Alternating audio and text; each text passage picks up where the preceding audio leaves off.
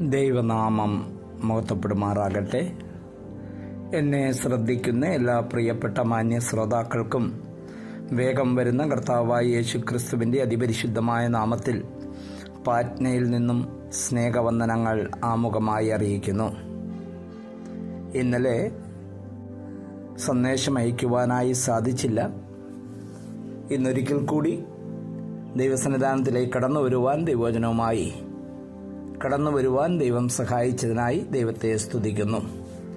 റോമാലേഖനം 8-ാം അധ്യായത്തിൽ നിന്നുമാണല്ലോ നാം ചിന്തിച്ചുകൊണ്ടിരിക്കുന്നത്. റോമാലേഖനം 8-ാം അധ്യായം 5 മുതൽ ചില വാക്യങ്ങൾ വായിക്കാനായി ആഗ്രഹിക്കുന്നു. ജഡസ്വഭാവമുള്ളവർ ജഡത്തിനുള്ളതും ആത്മസ്വഭാവമുള്ളവർ ആത്മാവിനുള്ളതും ചിന്തിക്കുന്നു. ജഡത്തിൻ്റെ ചിന്ത മരണം, ആത്മാവിൻ്റെ ചിന്തയോ ജീവനും സമാധാനവും തന്നെ. ജഡത്തിൻ്റെ ചിന്ത ദൈവത്തോട് ശത്രുത്വമാകുന്നു. അത് ദൈവത്തിൻ്റെ ന്യായപ്രമാണത്തിന് കീഴ്പ്പെടുവാൻ കഴിയുന്നുമില്ല. 8-ാം വാക്യം, ജഡസ്വഭാവമുള്ളവർക്ക് ദൈവത്തെ പ്രസാദിപ്പിക്കാൻ കഴിയുകയില്ല. ഒന്നുകൂടി ഞാൻ 8-ാം വാക്യം വായിക്കുന്നു. ജഡസ്വഭാവമുള്ളവർക്ക് ദൈവത്തെ പ്രസാദിപ്പിക്കാൻ കഴിയുകയില്ല. വളരെ പ്രാധാന്യമുള്ള ഒരു ഭാഗമാണ് നാം വായിച്ചത്.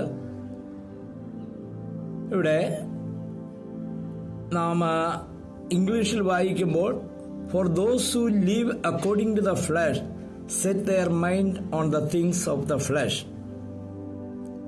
അതിന് താഴെ പറയുന്നു, then those who are in flesh cannot please God. ദൈവത്തെ പ്രസാദിപ്പിക്കാൻ കഴിയുകയില്ല. നമ്മുടെ ജീവിതത്തിൻ്റെ ആത്യന്തികമായ ലക്ഷ്യം, മറ്റൊരു വാക്കിൽ പറഞ്ഞാൽ, യേശുക്രിസ്തുവിനെ രക്ഷിതാവും കർത്താവുമായി സ്വീകരിച്ച് കർത്താവിൻ്റെ ഒരു മകനായി തീർന്ന, കർത്താവിൻ്റെ ഒരു ശിഷ്യനായി തീർന്ന വ്യക്തിക്ക് അവൻ്റെ ജീവിതത്തിൻ്റെ ആത്യന്തികമായ ലക്ഷ്യം ദൈവത്തെ പ്രസാദിപ്പിക്കുകയാണ്. ഒരു ദൈവദാസൻ ഇങ്ങനെ പറയുകയുണ്ടായി, ദൈവവചനത്തിൽ പറഞ്ഞ കാര്യമാണ്, യേശുക്രിസ്തുവിൻ്റെ ജീവിതത്തിൻ്റെ സമ്മാൻ സബ്സ്റ്റൻസ് അത് എന്താണെന്ന് ചോദിച്ചാൽ, തൻ്റെ പിതാവിനെ പ്രസാദപ്പെടുത്തി തൻ്റെ പിതാവിൻ്റെ ഹിതം ചെയ്തു. ഏത് കാര്യത്തിലും പിതാവിൻ്റെ ഹിതം ചെയ്യുക എന്നുള്ളതായിരുന്നു യേശുക്രിസ്തുവിൻ്റെ ആത്യന്തികമായ ലക്ഷ്യം. എൻ്റെയും നിങ്ങളുടെയും ജീവിതത്തിൻ്റെ വലിയ ലക്ഷ്യം എന്നുള്ളത് ദൈവത്തെ പ്രസാദിപ്പിക്കുക എന്നുള്ളതാണ്. എന്നാൽ ജഡസ്വഭാവമുള്ളവർക്ക് ദൈവത്തെ പ്രസാദിപ്പാൻ കഴിയുകയില്ല. നമ്മുടെ ഇന്നത്തെ ഒരു സാഹചര്യവും അത് ആരംഭം മുതലുള്ളതാണ്. തൻ്റെ ജഡം കൊണ്ട് ദൈവത്തെ പ്രസാദിപ്പിക്കാനായിട്ട് ശ്രമിക്കുക. നാം 5-ാം വാക്യത്തിൽ എന്താണ് വായിച്ചത്? ജഡസ്വഭാവമുള്ളവർ ജഡത്തിനും ആത്മസ്വഭാവമുള്ളവർ ആത്മാവിനും ചിന്തിക്കുന്നു. 8-ാം അധ്യായം ആത്മാവിൻ്റെ നിറവിലുള്ള ഒരു ക്രിസ്തീയ ജീവിതം, വിജയകരമായ ജീവിതത്തെ പറ്റിയാണ് പറയുന്നത്. അത് ആരംഭിച്ച് നാം പല പ്രാവശ്യം ചിന്തിച്ചതാണ്. ഇപ്പോൾ ക്രിസ്തുയേശുവിലുള്ളവർക്ക് ഒരു ശിക്ഷാവധിയുമില്ല. നമ്മുടെ ശിക്ഷാവധി മാറി. 2-ാമത്തെ വാക്യത്തിൽ നമുക്ക് സ്വാതന്ത്ര്യം വരുത്തിയിരിക്കുന്നു. ആ സ്വാതന്ത്ര്യം ആരാണ് നൽകിയിരിക്കുന്നത്? ജീവന്റെ ആത്മാവിന്റെ പ്രമാണം എനിക്ക് പാപത്തിന്റെയും മരണത്തിന്റെയും പ്രമാണത്തിൽ നിന്ന് ക്രിസ്തുയേശുവിൽ സ്വാതന്ത്ര്യം വരുത്തിയിരിക്കുന്നു. ആ കാര്യം നാം ചിന്തിച്ചപ്പോൾ ഞാൻ ഇന്ന് ശിക്ഷാവിധിയിൽ നിന്ന് രക്ഷപ്പെട്ടിരിക്കുന്നു. എനിക്ക് ദൈവം സ്വാതന്ത്ര്യം വരുത്തിയിരിക്കുന്നു. അതുമാത്രമല്ല, ന്യായപ്രമാണത്തിന് ചെയ്യാൻ കഴിയാത്തതിന് എൻ്റെ ജഡത്തിന്റെ ബലഹീന നിമിത്തം ദൈവം തന്റെ പുത്രനെ പാപജഡത്തിന്റെ സാദൃശ്യത്തിലും പാപനിമിത്തം അയച്ച പാപത്തിന് ശിക്ഷ വിധിച്ചു ജഡത്തിൽ. അപ്പോൾ പാപത്തിന് ശിക്ഷ വിധിച്ചു കഴിഞ്ഞിരിക്കുകയാണ്. അതുകൊണ്ട് ജഡത്തെയല്ല ആത്മാവിനെ അനുസരിച്ച് നടക്കുന്ന നമ്മിൽ ന്യായപ്രമാണത്തിന്റെ നിവൃത്തി നീതിയാകേണ്ടത് തന്നെ. അപ്പോൾ ന്യായപ്രമാണത്തിന്റെ കാര്യത്തിനൊരു ഉത്തരം ലഭിച്ചു കഴിഞ്ഞു.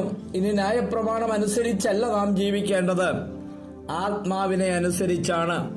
അപ്പോൾ ഈ ജഡം പലപ്പോഴും നമ്മോട് പറയുന്നതായ കാര്യം, ഇന്നത് ചെയ്യുക, ഇന്നത് ചെയ്യുക, ഇന്നത് ചെയ്യുക, അങ്ങനെ ദൈവത്തെ പ്രസാദിപ്പിക്കുക. ഞാനത് കുറച്ചുകൂടി വ്യക്തമായിട്ട് പറയട്ടെ. നമ്മളുടെ ഇടയിൽ നാം ചെയ്തുകൊണ്ടിരിക്കുന്ന ഒരു കാര്യമാണ്. 1 മണിക്കൂർ ബൈബിള് വായിച്ചു, അല്ലെങ്കിൽ 1-2 മണിക്കൂർ മുട്ടുമേൽ നിന്ന് പ്രാർത്ഥിക്കണം, ബൈബിൾ വായിക്കണം. അത് വളരെ ആവശ്യമുള്ളതാണ്. ആത്മീയ പ്രവർത്തനങ്ങളിലൊക്കെ ഞാൻ ഏർപ്പെട്ടു. എന്റെ ജഡത്തിനൊരു സമാധാനമോ ഇന്ന് ദൈവത്തിന് പ്രസാദകരമായിട്ട് എന്തൊക്കെയോ ചെയ്യുവാനായിട്ട് സാധിച്ചു.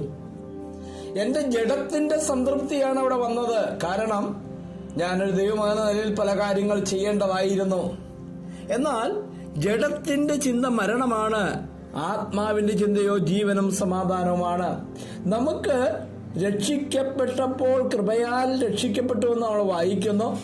നമ്മുടെ യാതൊരു പ്രവൃത്തിയുമില്ല എന്ന് വായിക്കുന്നു. അതുപോലെ തന്നെ നമ്മുടെ ക്രിസ്തീയ ജീവിതത്തിന്റെ ഓരോ സ്റ്റെപ്പും നമ്മുടെ ജഡത്തെ ആശ്രയിച്ചല്ല.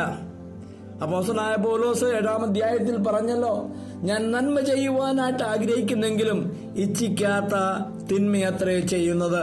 എന്നെ ശ്രമിക്കുന്ന പ്രിയപ്പെട്ടവരെ, ഇത് അല്പം കട്ടിയായ ഒരു വിഷയമാണ്. ഞാനതിങ്ങനെ പറഞ്ഞിന്ന് അവസാനിപ്പിക്കാം. നാളെ മുതൽ വീണ്ടും നമുക്ക് ചിന്തിക്കാം. ഈ ജഡം കൊണ്ട് ദൈവത്തെ പ്രസാദിപ്പിക്കാനായി കഴിയുകയില്ല. എന്നാൽ നാം ജഡത്തിലാണ് ജീവിക്കുന്നത്. അതുകൊണ്ട് ഇന്ന് രാവിലെ ദൈവത്തിന്റെ പരിശുദ്ധാത്മാവ് പറയുകയാണ്, എന്നിൽ ആശ്രയിക്കുക. ജീവന്റെ പ്രമാണം ഞാനാണ് നിങ്ങൾക്ക് നൽകിയിരിക്കുന്നത്. ദൈവത്തിന്റെ പരിശുദ്ധാത്മാവിൽ ആശ്രയിച്ചുകൊണ്ട് ആത്മാവിന്റെ ഗൈഡൻസിൽ പൂർണ്ണമായ ഒരു ക്രിസ്തീയ ജീവിതം, ഒരു വിശുദ്ധമായ ജീവിതം നയിക്കുവാൻ, സമർപ്പണത്തോടു കൂടിയുള്ള ഒരു ക്രിസ്തീയ ജീവിതം നയിക്കുവാൻ വലിയവനായ ദൈവം സഹായിക്കട്ടെ. ദൈവത്തിന്റെ പരിശുദ്ധാത്മാവ് കേൾവിക്കാരായ ഓരോരുത്തരെയും സഹായിക്കട്ടെ. സ്വർഗീയ പിതാവേ, ഞങ്ങൾ ജഡത്തിൽ ആശ്രയിച്ച് ക്രിസ്തീയ ജീവിതം നയിക്കുവാൻ ശ്രമിക്കുന്നവരാണ്. ഞങ്ങളുടെ കുറവുകൾ അംഗീകരിക്കുന്ന കർത്താവേ, ജഡത്തിന്റെ ചിന്ത മരണം.